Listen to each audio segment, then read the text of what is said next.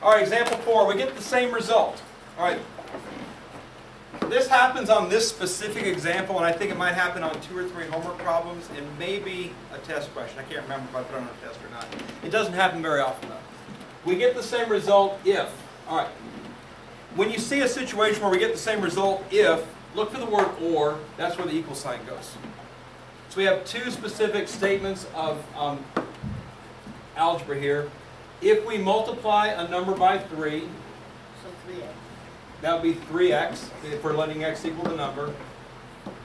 Again, always, whatever they're asking me for establishes what variable I'm going to use. So they say find the number, x equals number. Find the number of dogs, d equals number of dogs. You know, just use a meaningful variable if it's a more applicable word problem.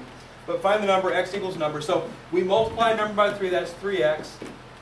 Or is equals, and then the other statement of equality of fact here, we multiply the number by 5 and then add 2.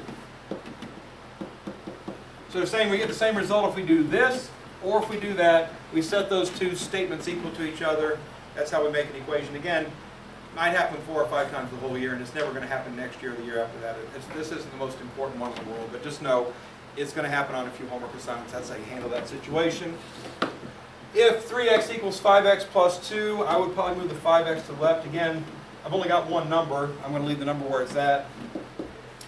2 stays on the right-hand side. 5x is gone. 3 and 5, negative 5 have opposite signs, so I subtract. 5 is bigger, so it's negative. And if negative 2x equals 2, again, we divide by the number and the sign. 2 divided by 2 is 1. Opposite signs gets me a negative. So x equals negative 1. Every answer today was a whole number or an integer. Don't expect every homework answer to be that way. Fractions are allowed to happen. They might keep it to integers in this lesson, but I'd say within 4 or 5 lessons you'll be getting fractions, decimals, integers. So everything's fair game. You guys are 9th grade. You've seen all this stuff before, so they don't pull punches too much with this stuff.